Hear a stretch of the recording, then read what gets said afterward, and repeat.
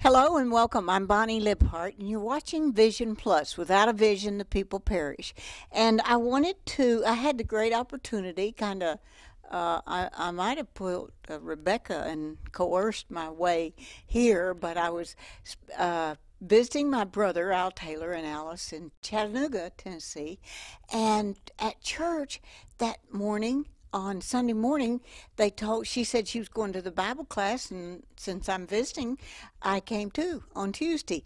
And Miriam Taylor was here, and since that's my mother's name, my brother Al that goes here, and my mother his name was Miriam Taylor. Well, we got acquainted, and she invited me to come and speak to her class for a little while. And then after that, she said, maybe we could go speak to the Thursday morning class. And so I got that opportunity. And so I had the great privilege of meeting Pam Houff. Did I say that correctly? You did. All right.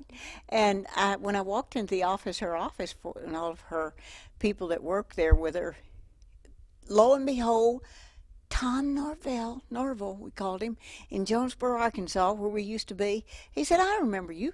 You were on television in Jonesboro, Arkansas. And so he was a preacher at Southwest Church of Christ when we were going there.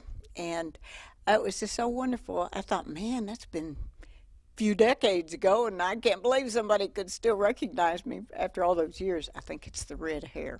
Only my hairdresser knows for sure.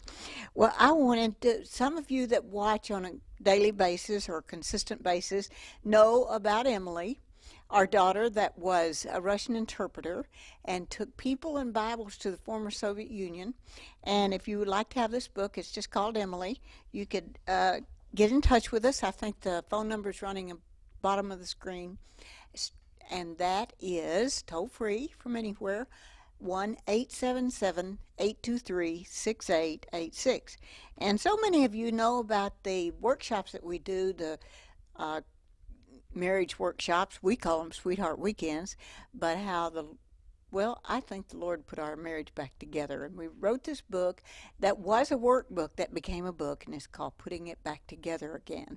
And that is also a book that you may know of someone, yourself or someone else, that's had some challenges. They could get that book.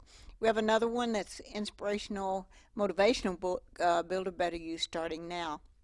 And then perhaps you'd like to have that. In fact, we're writing another anthology with some people that are in our writing class, telling their life stories. And perhaps you would like to be a part of that, and you can get in touch with us and have that happen. Well, again, I want you to welcome Pam Houff.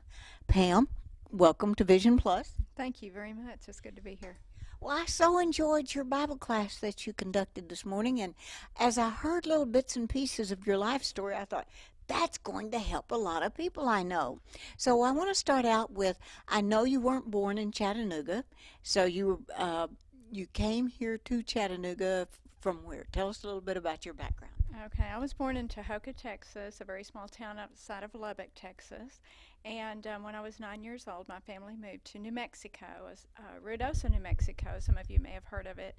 It's a small ski resort, southernmost ski resort in New Mexico. So it's a beautiful place. And my husband is a contractor, building contractor for commercial businesses. And his job brought him here to Chattanooga 3 years ago, so we've been here and worshiped at the East Burner Church of Christ for the past 3 years, where I work as a secretary.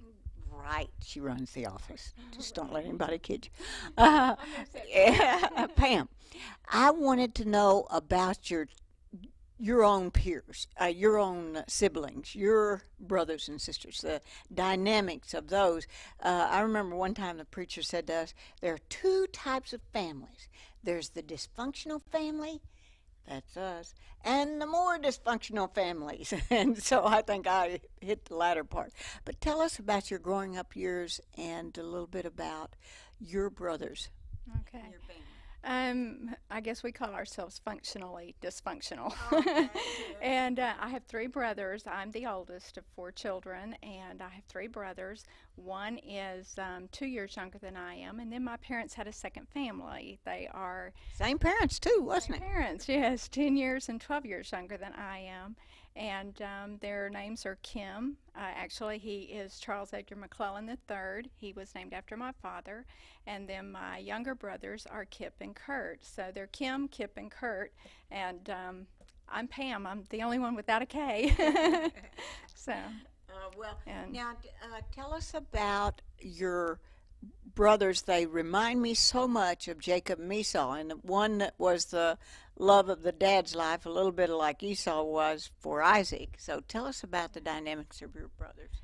well, my brothers, the oldest, like I said, was named after my father, and he was always just a very special, sensitive young guy. And he was an artist, and but my dad really wanted him to play football. So, um, 8 years later, after he was born, they had another son. And this little guy came out playing football, I think. I think he was born to play football, and he was very sports minded. And he was just kind of the joker of the family. He was a daredevil, and he made us all laugh. Made us all nervous, But he was kind of the light of the family, so to speak. And then I had a younger brother, the youngest, who is he's a CPA, and he lives in Dallas, and he's just a very wonderful, godly Christian man. And my brother, that's kind of the daredevil, Kip, he describes our family as, well, I guess I should tell you first. My older brother, Kim, that's 2 years younger than I am, he contracted AIDS. He had developed a hunger and a lust for the homosexual lifestyle while he was in college, and he chose to live that lifestyle, and it eventually cost him his life when he contracted AIDS, and he died at the age of 44. Just the same age as one of the pianists that is kind of well known in the Christian world that died this morning. Anthony Berger died while he was performing. Well, he was with the Gaither family and a lot of cathedrals and a lot of, but 44. But he was performing and just playing the piano on a cruise and just fell over and they couldn't revive him. So sometimes death comes. So how many years did you know that he was living that lifestyle? He came out, so to speak, in 1983, I believe. My father passed away in 1983, and he came out about a month or so after my father passed away. And I think he did that for a reason. I think my dad might have had a long talk with him. We often wonder if my dad did not know, and because he never really spoke of it. But anyway, he came out, and he was actually diagnosed with full-blown AIDS in 1991, and he passed away in 2000. So he had the disease almost 10 years.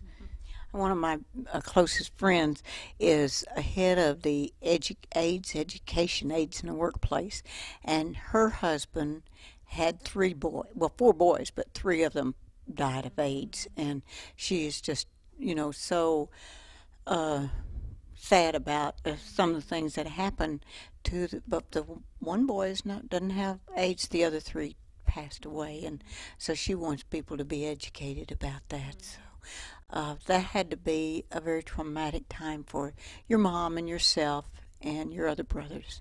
It was. A lot of conflict developed because of it. It was very hard. We had to learn that. I think the greatest lesson is that God's love is so big, and it loves past the sin. Yes. And you see the person. And my brother, he just kind, gentle, loving, very. And I was his best friend. I mean, he could talk to me about this, and we prayed about it. And he even at one time just came to me crying and said, "Pam, oh, that I had your life. That I had your life. That I could have a spouse that loved me and children of my own." And he said, "But I'm in this trap," and he didn't know how to get out. And I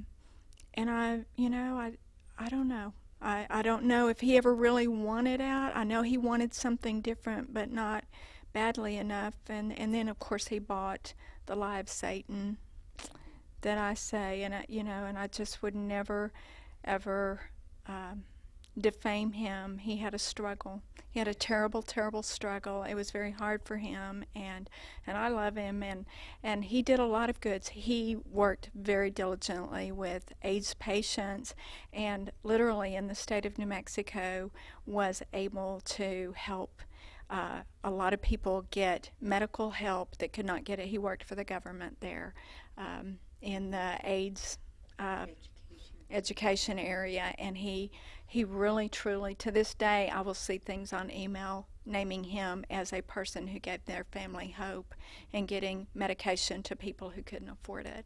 So he took a really bad thing that happened to him and made something very good out of it, because God can make anything beautiful out of our lives. Oh, absolutely. My husband's brother has always lived with a man, and his mother doted on him. When the first brother was born, the daddy decided that he was going to be with him and work with him in their family business, which is working in a garage and putting in, oh, glass in cars and things, very masculine things. So when the second child came along, the mother just took him over. She wanted a girl so bad that she just took him over, and he ended up in the lifestyle, the gay lifestyle. But actually, he had one man, and as far as I know, he told me one time he would just love to have a wife and family, just like your brother said. And he couldn't get, he was in the trap. So we just pray for him. But he has, just like your brother, he has got to be the sweetest, most joyful persons you could ever meet. And he's giving and loving, and um, I I really love him. I really think he's a wonderful human being, and I certainly can see him beyond. And he reads the Bible and studies, and so lives as close as he can to the Lord. It's just like to me, it seems like an addiction, kind of like overeating or smoking or drinking or all these other kinds of drugs and, kinds of things, gossiping, shopping. A lot of things can be something that's we can't it's very difficult to control, and it just only by the grace of God. But see, God loved David, and he not only committed adultery with Bathsheba, but he pulled the army away from Uriah, the husband, and in essence, had him killed, and made Nathan lie. I mean, he did the lying, the killing, and the adultery, and all of those things, and yet God still said he's a man after his own heart, his own beloved. And so I think God can see beyond all of these, quote, sins that we put up as really incredibly great sins, but he can see the heart of the person. And I am so happy that I do not have to judge another human being. Oh, and then I heard you talking about how your dad doted on your second middle brother, and tell us about that situation. Well, Kip was, like I said, he was a precious little boy. He charmed us from the moment he came into the world, and we had a lot of fun with him. And I think my father was so excited about him. He looked more like my dad. It's amazing. There are four of us kids, and Kim, my brother who passed away, and my youngest brother are both blonde and blue-eyed, and then my other brother and I, Kip and I, are both dark hair, and except for when we do something to it, a little touch here and there. But anyway, we're both dark hair, darker eyes, and and their dynamics between them was very competitive. Kim felt, I think, threatened by Kip, and Kip could do no wrong, and of course Kim could do no right. And my father was very hard on Kim. He loved him dearly, but he was always going to make him harder, and make him stronger, and make him tougher, you know. And I think one of the things we learned in our family is that God makes us what He wants us to be, and we can't make people what we want them to be, and we need to get our hands off and let God do the molding. And Oh my and goodness, so does this saber belong to you, Pam? Because that is right in my heart. Because I sure would like to control my son and my daughter and my three grandchildren, but that's not going to happen. Um, no. I think my mom seemed to try to be the matriarchal control till her age of 96, and she was awake and in control and has closed her eyes, absent from the body, present with the Lord. You know. Yes. So, well, what about your own life? You've had a challenge your life with Mike. Yes, life is full of challenges, and if you want to Ditches, encounter, I call them. yeah, ditches, they, amen, but we can get out of those ditches because we have a God and who is holy and He is faithful, and He never leaves us where He won't do good. And if He's not through with His work, we'll remain in the ditch till He's ready for us to come out and His work is done. And that requires patience and endurance and I don't like those and words. hope, and Hope I you do. just have to hope all the time that really, sometimes I ask God, please speed this up, because what am I not getting? Hit me on the head, because this is just too hard down here. But my husband and I, we've been married for 33 years this June. And you're And only 34, so that's oh yeah, no, it's pretty good, isn't it? yep. We were promised at birth, Anyway, we were married. We had three children. By the time I was 24, I had three children, 4 and under, and I had my first one when I was 20. So, I mean, there we were, and we had these babies, and lots of challenges business-wise and everything. My husband had his own business, and we had a child die when she was 5. Our middle child, she was a little girl, and she passed away in 1981. And I was 27. My husband was 29. And it rocked our world. I mean, you just wake up and you wonder if you'll ever be the same. But because we serve such a faithful God, I mean, He's right there with you. And but men and women deal with grief differently. And in 1995, October 11th, 1995, my husband had a complete mental and emotional breakdown and disappeared for almost 3 months. And I didn't know if he was alive or dead, but we're best friends. I mean, it's kind of like Ozzie and Harriet. The people at our church just couldn't believe it. I couldn't believe it. I mean, it was just everything that you just can't believe. I never saw it coming, and I knew he was depressed. It was all based on depression. And I guess really the essence of that story is that if you don't deal with grief, grief deals with you. And my husband had just, after our daughter's death and everything, he went back to work and he did his job and he did his fathering and his being a husband, and he check, check, check, check, did his list. And when the bottom line came down to it, life was really, really hard, and he had never dealt with those emotions. And he just one day just snapped. And it was almost 15 years later. And when I found him, he was in Dallas, and it was just by the grace of God that, we are doing so well. One of my prayers during that time was, God, please don't restore our marriage, renew our marriage, refresh us. I don't want the same old thing. I don't want that restored. I want refreshment. And in begging and pleading him with that, it called for me to leave my youngest son, who was 16 years old, and leave him with my mother while I went to help take care of his dad. The hardest thing I ever had to do, burying a child is one thing, but to leave them behind to go help your spouse is probably the greatest challenge. But God was so faithful. And, we talked this morning in our Bible study about memorials, places that you encounter God and you name that place. And when I left New Mexico and went and sat in this lonely apartment with this man that I didn't know who he was anymore because he was so ill. And I just looked at him and I just said, God, I don't know what you want to do here. I don't know, but I can't do it alone. I've had to leave my mother and my family and my church family and my child, and I'm just so alone. And he spoke to me that very day, and he said, Pam, I am enough. And he said, I'm taking you this stone's throw away so that I can deal with you. And this is not about you, but I'm going to deal with you. And I just found peace in him every day. And I journaled, and my husband and I went to counseling. And my husband said, the very first session that we had, the counselor asked him, Mike, you've been running for a long time. What made you run?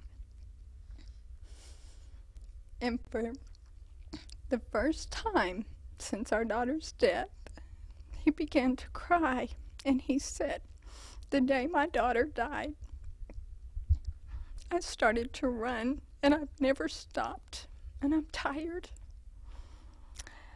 And yeah, I think that day he started running toward God and not away.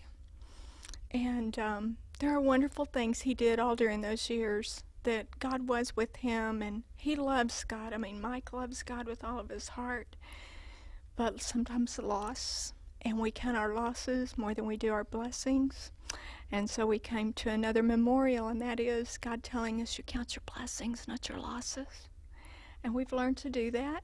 And he tells us in Scripture that he comforts us so that we can comfort others.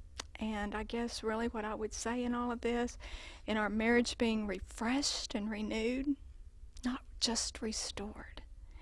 And I just want you to know, if you're out there and your husband and your marriage looks hopeless, and I'm telling you, the attorneys, the accountants, and the psychiatrists all said that we had less than 1% chance of ever working this out, because the death of a child, financial difficulties, and emotional and mental breakdown, we had less than 1% chance. And I said, I'll take God's 1% over your 99 any day. And we live on God's 1% because that's everything. That's everything.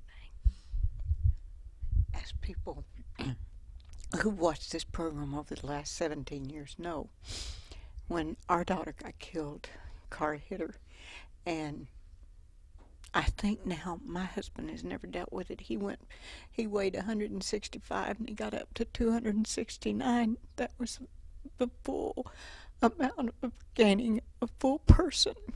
And he's now back down. He's starting to come back down. He's got like to 239, but still, or 230, somewhere in there. But still, that's what he did. He ate. And that was his, and he didn't talk. And he still has a job, and he still functions at the job, and he does study the Bible a lot and study what the meanings are and runs.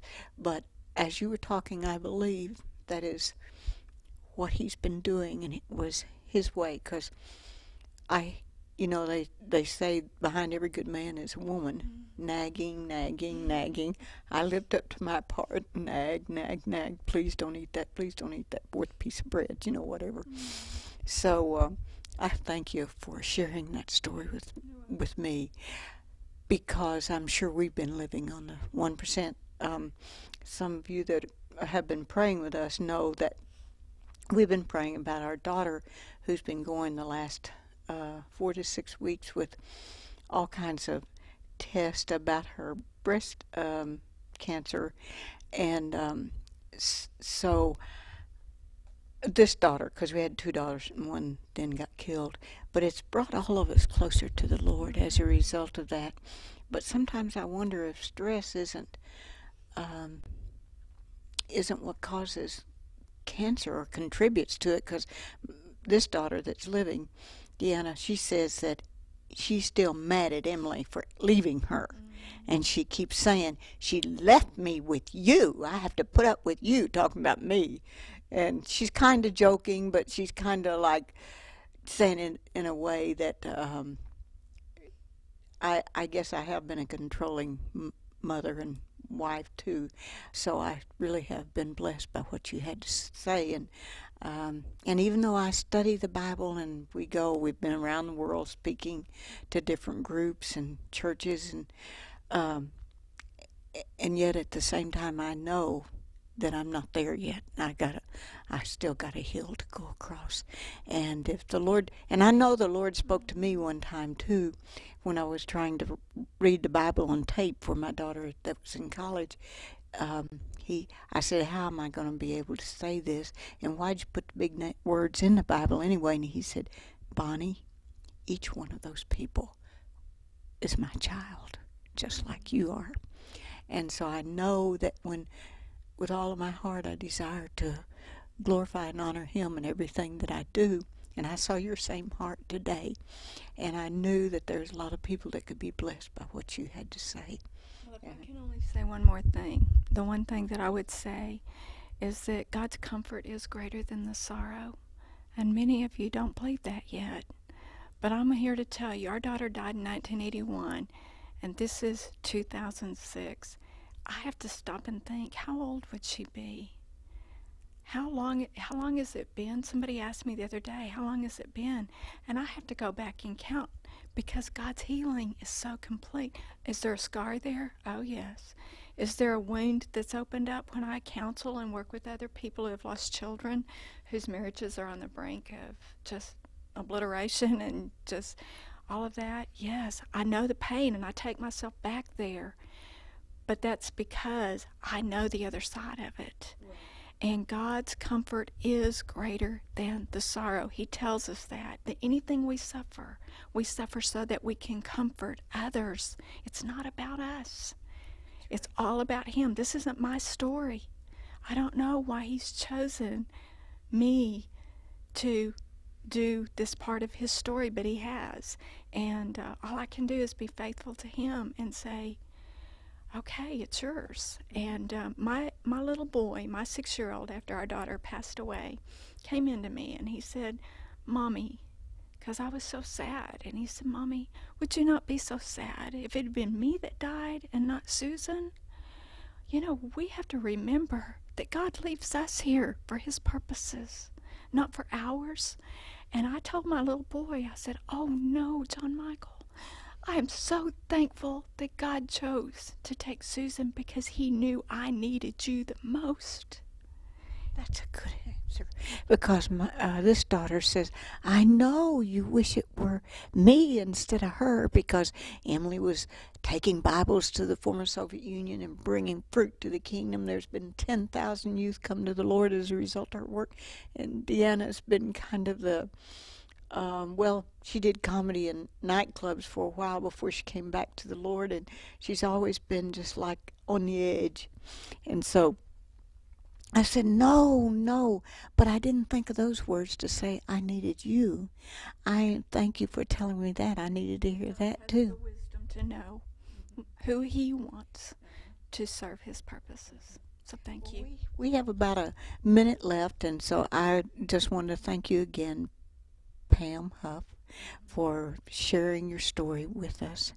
And if I can ever help you write your book, because I know it's supposed to be a book, I'll be glad to do it. The Lord back at me again. I've been told that before. So many times. So I'll help you. I teach writing, and I can help you do that. I can show you how to do that.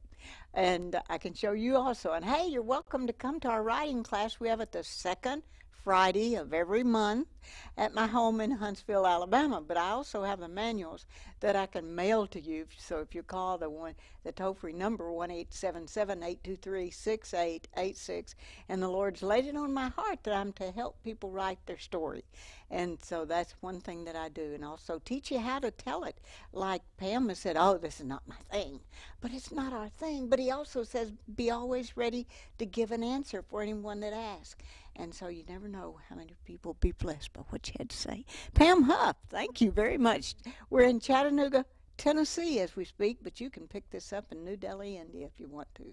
I'm Bonnie Libhart, and along with the books, and remember Emily's book, Build a Better You Anthology, the book about putting it back together again, how the Lord's put our family back together again after financial challenges. We actually ended up having to take bankruptcy, and God has restored that to us and our family, and we are great companions, and we have love for each other.